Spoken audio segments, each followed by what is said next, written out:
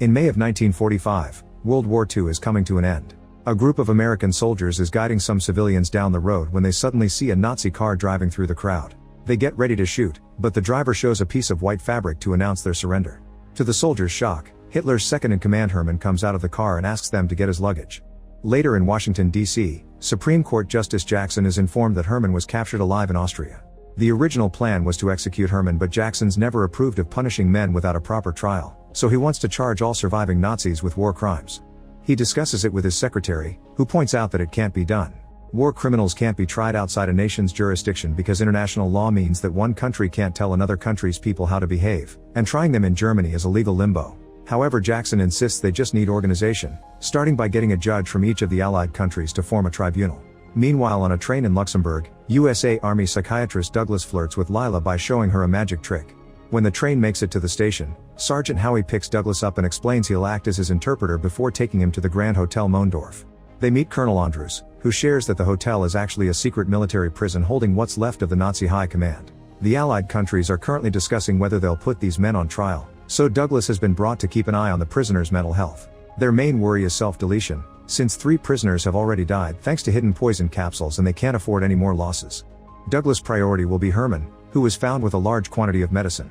He claims it's for his heart, but he takes 40 a day, so Douglas concludes he's an addict. Before even getting settled down, Douglas asks to see Herman, who is casually reading in his room. With Howie as the translator, Douglas takes Herman's pulse and checks his lungs. Herman insists he wants his medicine because he's constantly in pain after getting shot during World War I. Douglas tells him that the best way to help the heart is to lose weight, and Herman isn't happy about being called fat.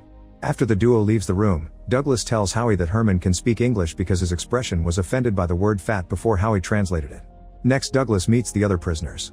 Dr. Ley was the leader of the Nazi slave labor program and claims he isn't power-hungry like the others. The Great Admiral complains about having been in custody for 76 days but not being charged yet, calling it a violation of the Geneva Convention. Julius was Hitler's director of propaganda and wants to know if Douglas is Jewish. When Douglas says no, Julius says that he works in a Jewish profession. Meanwhile, Herman begins a diet and exercise regimen and has stopped asking for the medicine. That night, Douglas writes down everything he's learned in his journal and concludes that Herman binds the group together. Suddenly he has an idea and asks Howie to take him to the library. They push a wheelbarrow around to fill it with books about the Nazi leaders. Douglas believes that if he learns more about them, he can get them to open up and trust him. He also hopes that he can figure out what makes a person commit such atrocities. If he publishes those conclusions, he could make a lot of money and stop another tragedy from happening again. When the duo returns to the hotel, a guard informs them that Herman can't breathe. They rush to his room, and with just one quick look, Douglas realizes that Herman is having a heart attack. After telling a soldier to bring regular aspirin, Douglas guides Herman through some breathing exercises to keep him calm. Herman keeps reaching for a picture of his wife, so Douglas hands it over. When the aspirin comes, Herman doesn't trust it, so Douglas tastes it first to prove it's harmless. Herman finally takes the medicine, and by the time the doctor arrives, he's already feeling better. He even smiles and thanks Douglas in English. At the office, Jackson is informed that all the Allied countries are in.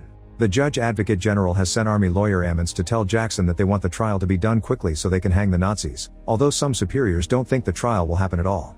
At the hotel, Douglas shows the Rorschach test to the prisoners and promises their answers will be confidential.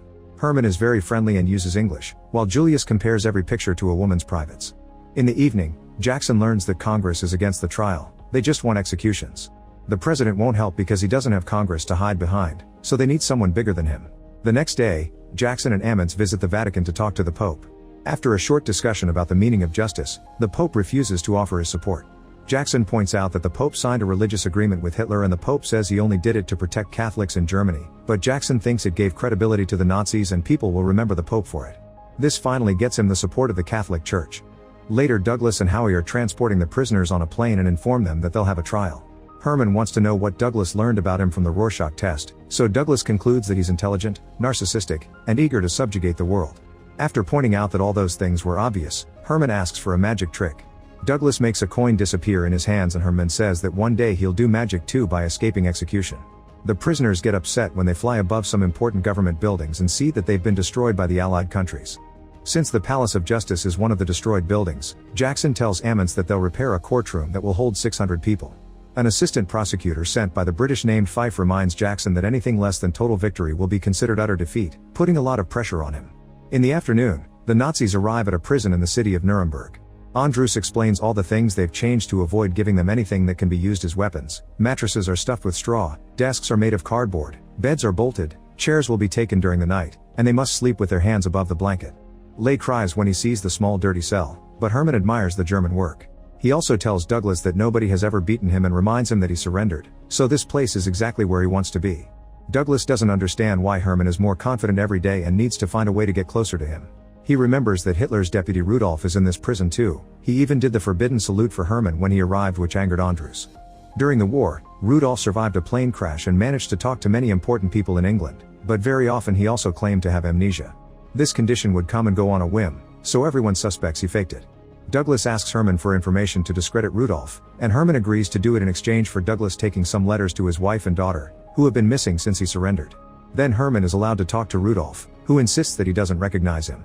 In private, Herman tells Douglas that Rudolf is lying. He claims to have forgotten him, but when he arrived, he saluted. Sometime later, Douglas and Howie find Herman's wife Emmy and his daughter Etta, who is so grateful for the letters that she hugs Douglas. He feels so bad for them that he agrees to take Emmy's letter to Herman. When the duo returns, they find the building surrounded by reporters. Andrus explains they're about to charge the prisoners and word got out. First they stop at Herman's cell and inform him of all the charges: crimes against peace and humanity, war crimes, and conspiracy. Next they read the list to Julius, who asks for a Jewish lawyer. During Lay's turn, he freaks out because he claims he didn't kill anyone and Douglas tries to calm him down only to get punched. Guards rush to hold Lay against the wall and he reveals he knows English as he begs them to shoot. Afterward, Douglas goes to a bar to relax and bumps into Lila, who turns out to be a reporter covering the trials. She tells Douglas to be ready for the city to become a show. When Douglas goes back, he gives Herman the letter from his wife.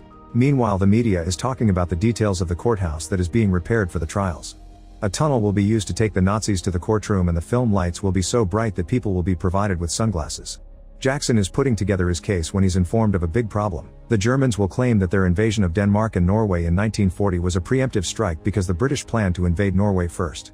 Germany will have to prove this and no documents have been provided yet. However, this makes the team realize they need to know what intel Germany has so they can counter it in court. In the evening, Jackson secretly meets with Douglas to ask him to get him information from the prisoners. Douglas points out that it'd break doctor-patient confidentiality and Jackson thinks he's already doing that by writing reports. When Douglas wonders why they won't just shoot them, Jackson explains it'd make them martyrs. Later in prison, Douglas shares some cigarettes with Herman and says they should talk about Hitler. Herman explains that Hitler made them feel like real Germans again because he promised to bring back their former glory. He claims that he designed the camps only for work and not for death, blaming all the atrocities on others. Yet he refuses to say anything against Hitler. The next day, Douglas tells Jackson that Herman knows how to be sympathetic and wonders how much of his story is true. Ammons gets angry because he thinks Douglas is defending Herman and an argument ensues. Douglas clarifies that his job is to analyze Herman, and he believes the man only cares about making Germany great. It doesn't seem like Herman had an interest in killing Jews, but he didn't care about their deaths either. Jackson is also skeptical of the story and Douglas points out that if he goes to trial with a bunch of assumptions, Herman will easily defeat him. Afterward, Douglas talks to Lay, who apologizes for his outburst. Lay also shares that he's begun making arrangements for his defense and Douglas feels like he's finally reaching out to him. However, a few hours later an alarm goes off and Douglas runs to Lay's cell, but it's too late. He's self-deleted by using the hem of his towel as a rope and stuffing his underwear into his mouth to be silent. Andrus isn't happy about this, so he announces he's hired another doctor to have a second opinion. During their next chat, Douglas asks Herman for his opinion on self-deletion. Herman says it's the coward's choice. He can also tell that Douglas is in trouble and reminds him to protect himself because allies aren't always on one side. As proof, he shares the story of how his father's Jewish best friend was secretly abusing his mother. Eventually, Dr. Gilbert arrives to review Douglas' reports. He thinks Rudolph's amnesia is genuine and asks Douglas to write a book about this case together, but Douglas refuses. As days pass, Douglas keeps talking to the prisoners and passing the information to Jackson. He also keeps visiting Herman's family and entertains Etta with some magic tricks. Douglas brings more letters for Herman, who wants to learn the magic tricks so he can impress his daughter too one day. Howie starts noticing that Douglas visits Herman a lot without him and gets suspicious, but Douglas ignores him. On the night before the trial, Douglas asks Herman how he plans to defend himself. Herman wonders if he's asking this as a friend and Douglas answers yes, so Herman explains that he'll assume all responsibility for his actions but refuse to be blamed for the things the others did and he didn't know about. Afterward, Douglas takes this information to Jackson. The next day the prisoners are taken to the courthouse through the tunnel and Herman keeps talking to his friends in German. Jackson's speech opens the trial, which is broadcast on the radio. Herman also wants to give an opening statement, but the judges forbid it and ask him if he pleads guilty or not guilty, so Herman answers not guilty in German. In the evening, Douglas tries to visit Herman's family only to find all the destroyed furniture outside. A neighbor tells him that the Americans took them, so Douglas runs to Andrews for information. After making a few calls, Andrews learns that Emmy was arrested because she's under suspicion of helping Herman with his art thefts, and Etta was sent to a convent with no contact allowed. Andrews wants to know how Douglas knew about their hiding spot and he dodges the question. When Douglas visits Herman again, he pretends the family is fine. Unfortunately, Gilbert cuts in and reveals the truth, so Douglas follows him out of the room and attacks him to start a fight. The guards have to pull them apart and Andrews scolds them for behaving like children. The trial continues and as new evidence, Jackson presents footage never seen before. The video shows all the camps that were liberated by the Allied countries and the atrocities found there, like the huge piles of slave bodies. The survivors were suffering from starvation and tuberculosis, and only one of them had the strength to talk about the torture they were put through. Nationalities and prison numbers were tattooed on the slaves' stomachs and the ovens in the factories could burn 400 bodies per 10-hour day. Herman refuses to watch this anymore, so he puts on headphones and sunglasses while Douglas walks away on the verge of a breakdown. When Herman is taken back to his cell, Douglas is already waiting for him. He refuses to believe that Herman didn't know about any of the terrible things happening in the camps, and Herman says that the film was a fake. He also calls Douglas a hypocrite because Americans killed 150,000 Japanese people with a bomb, and Douglas snaps, screaming at him about the difference between war casualties and genocide. They argue for a while and Douglas leaves after pointing out that Herman's choices have cost him his family. Later, Douglas goes to the bar to get drunk. Lila finds him and takes advantage of his state to make him talk about his job. The next day, an article about Douglas' conversations with Herman appears in the newspaper, so a furious Andrews fires him. Before Douglas leaves, Andrews tells him that he's managed to free Emmy and Etta. At the train station, Douglas finds a very frustrated Howie, who reveals he was born in Germany to Jewish parents. With the limited money they had, Howie and his sister escaped the country while their parents were killed by the Nazis. Howie cries as he asks Douglas to do something that can guarantee them a victory against Herman, but Douglas says he's just a shrink. Before leaving, Howie says that the Holocaust happened because nobody cared until it was too late. Moments later, Douglas bursts into Jackson's office and announces that the trial is a trap. Herman surrendered because he wants to be on the stand so he can redeem Hitler in front of the entire world. Douglas thinks Jackson can't beat him like this, so he gives him his notebook with all the off-the-book conversations and private files and says the trick is to use Herman's vanity against him. The next day, Douglas stays in Germany to watch the trial as a civilian. Herman is called to the stand and poses for the pictures like a hero. Jackson starts asking questions and as predicted, Herman says he established the camps as working areas to protect his country, but he didn't know what the soldiers were doing there. There's also a document that Herman signed called the Final Solution, which called for the extermination of the Jewish population. However, Herman says it was a mistranslation and he signed for Jews to be kicked out of Germany, not killed. Jackson starts losing his patience and snaps, causing the judges to scold him.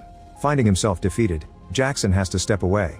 Thankfully, Fife takes over and points out that during all the years of the war, Herman never lost his position as second in command, so he wants to know if Herman is still loyal to his leader. Herman admits he is and even says Heil Hitler, making him lose all credibility. Andrews, Jackson, Howie, and Fife thank Douglas for the information that helped them achieve this. Afterward, Douglas visits Herman in his cell. He admits he broke confidentiality to help the prosecutors and says his final goodbye. The next day, Douglas finally leaves Germany while the prisoners receive their sentence. Herman and all the other Nazis are sentenced to death by hanging. The execution will happen at midnight, but prisoners won't be told until 11 p.m. and if they ask for a sleep aid, they'll receive a placebo instead. While Andrews briefs 2 reporters from each Allied country, Herman uses Douglas' magic trick to reveal he's been hiding a poison capsule all along. The alarm goes off in the prison and by the time Andrews finds Herman, he's already dead. Meanwhile, Julius is having a breakdown, so Howie calms him down and helps him get dressed before taking him to the execution room. Julius yells a few things in German to pretend he's brave, but he ends up crying before he's finally hanged and wets his pants as he dies. One by one, all the prisoners are killed that night. Afterward, Douglas writes a book about his experience, but it's not very successful because he wants to warn the world that people like the Nazis are hidden everywhere, even in the USA. Whenever he's in an interview, he freaks out because reporters won't take his warnings seriously. He becomes an alcoholic and ends up self-deleting with the same poison Herman used. Howie leaves the army and lives happily with his sister in America. Jackson returns to the Supreme Court and his case becomes the basis for all modern war crimes prosecutions. Make sure to subscribe and turn on notifications so you can watch more videos like this. Thanks for watching.